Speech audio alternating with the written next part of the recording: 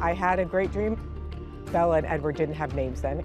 It was a boy and a girl, and they were sitting in the sunshine in a beautiful forest, and he was glittering and sparkling. It was so beautiful. And then their conversation is about how much he wants to kill her, but doesn't want to. And so the juxtaposition of this strangely violent conversation with this beautiful visual really stuck with me.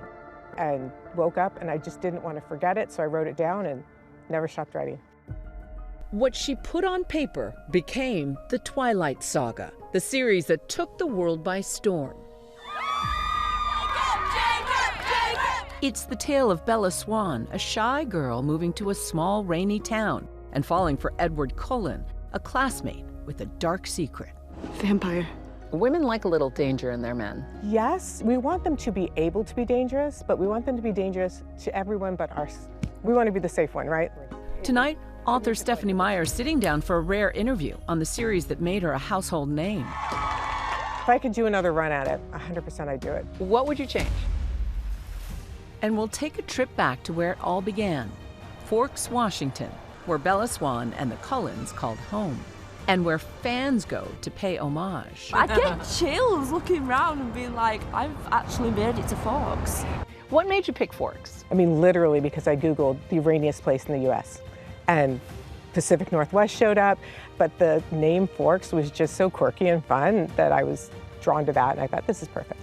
Plus, how the stars keep the magic alive all these years later. The fans are so incredible. It's just fun hanging out with them and doing the arm wrestle scene. I mean, I just brought those rocks right over here.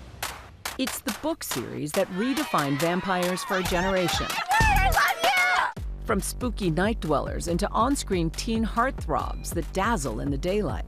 You're beautiful. Beautiful. This is the skin of a killer, Bill. After 20 years, self-proclaimed twihards are still just as devoted.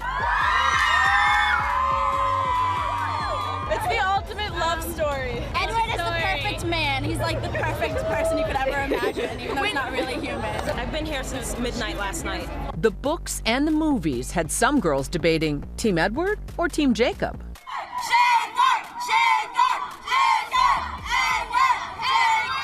What's it like 20 years later and your fans are just as into it?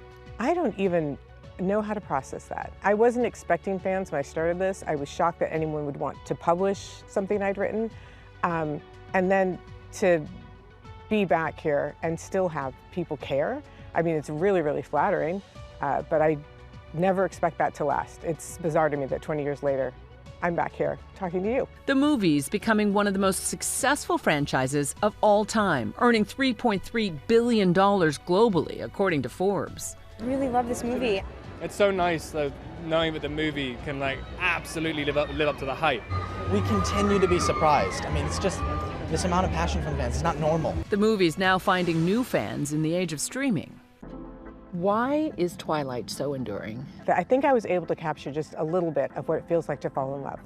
And that's such an amazing feeling that it's something that's fun to revisit. But it's not just falling in love, it's forbidden love. Yes, well, it's love that's on its surface kind of doomed, and that's always exciting. Of course, it ends up happily for them because I am who I am, and I like happy endings, but it heightens it when it's something you can't have. Why do you think so many young fans relate to Bella? I mean, some of it is that Bella is an introvert. I think a lot of our heroines that we get in books are adventurers. They're wielding swords and they're doing daring do. But Bella is a quiet girl. She reads books. We don't get a lot of quiet readers as our heroes. She's you, isn't she? She is someone that I would be friends with. I think Bella is maybe 50% me. I'm shy, I like to read. But that's where the similarities end for Stephenie and Bella, the author revealing one big difference in their fates. I would not have probably chosen the vampire. Like, I am way too, like, no, I don't need that level of adventure. So does that mean you'd go team werewolf or you'd sit at home? Probably team werewolf. I did marry the boy I grew up with, like the family friend that I'd known since I was 4, so that's definitely more my style. Are there favorite lines from the books? The lines that got popular, like, and so the lion fell in love with the lamb.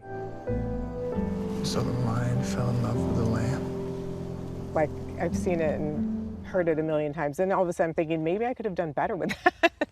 But you think you could have done better? If I could go back in and edit again now, oh, I would love to have that chance. 100% I'd do it. What would you change?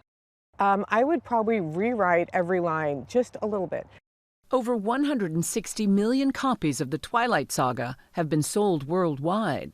I have a lot of imposter syndrome about anything, and so for that, it's like, well, that clearly is not me. You, of all people, don't think you're worthy? Oh, I feel all the time like I'm walking around in someone else's shoes doing their job, and it's like, I shouldn't really be here. I'm not qualified for this. To celebrate 20 years, the books are getting a whole new look, featuring sprayed edges and brand new cover art. What makes this so beautifully different? We've been looking at the same cover for 20 years, and how exciting to have something new and pretty. The fandom going strong since 2005, but in 2008, it took on a life of its own when the first movie came out. Kristen Stewart embodied the soft-spoken heroine, Bella Swan.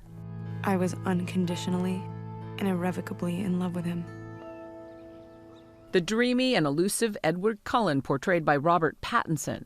You better hold on tight, Spider Monkey. Over the years, he seemed unimpressed with the hoopla, fans pointing to this interview with Jimmy Fallon. Because they don't want it to be over. Yeah. It's a little bittersweet, isn't it? For them. No. But later in this GQ clip, softening his stance. I do think there's something in that first movie. You can see that people were taking it seriously, and it kind of has a passion to it. Fueling the fandom was Pattinson and Stewart's on and off again real-life romance. I can't be shivering because Jacob's supposed to be just perfectly fine in it. Taylor Lautner rounding out the cast as the third part of the on-screen love triangle, the werewolf Jacob Black.